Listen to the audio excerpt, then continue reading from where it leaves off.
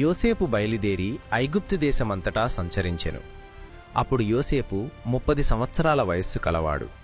సమృద్ధిగా పంట పండిన 7 సంవత్సరాలలో భూమి బాగా పండింది. ఆ 7 సంవత్సరాలలో వచ్చిన ఆహారమంతా యోసేపు సమకూర్చి ఆ ధాన్యాన్ని ఆయా పట్టణాలలో నిల్వచేసెను.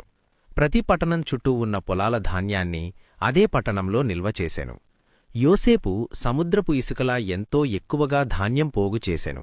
ఆ ధాన్యం లెక్కించలేనంత ఎక్కువగా ఉండటంతో కొలవడం మానివేసెను. కరువు సంవత్సరాలు రాకముందే యోసేపుకు 2 కుమారులు పుట్టారు. తన పెద్ద కుమారునికి మనష్షే అని, రెండవ కుమారునికి ఎఫ్రాయిము అని పేర్లు పెట్టెను. ఐగుప్తు దేశంలో సమృద్ధిగా పంట పండిన 7 సంవత్సరాలు గడిచిన తర్వాత యోసేపు చెప్పినట్లే 7 కరువు సంవత్సరాలు మొదలయ్యాయి. కాని ఐగుప్తు దేశమంతటా ఆహారముంది. కరువు వచ్చినప్పుడు ప్రజలు ఆహారం కోసం ఫరోను ఆశ్రయించారు. అప్పుడు ఫరో, మీరు యోసేపు దగ్గరకు వెళ్ళండి, అతడు చెప్పినట్లు చెయ్యండి అని అందరికీ చెప్పాడు. కరువు దేశమంతటా ఉన్నందున యోసేపు గిడ్డంగులు తెరిచి ప్రజలకు ధాన్యమమ్మెను. ఐగుప్తు దేశంలో కరువు చాలా భారంగా ఉండెను.